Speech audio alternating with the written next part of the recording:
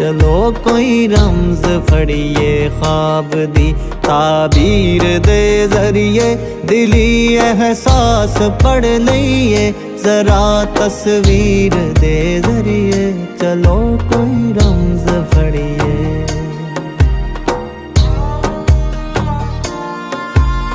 तुसी जद भी तवारीखां दे मुड़ सफ़ियां नू छाणोगे अहम जो वाक़या होए उन्हां दे राज जानोगे होए कुछ कलम जरिए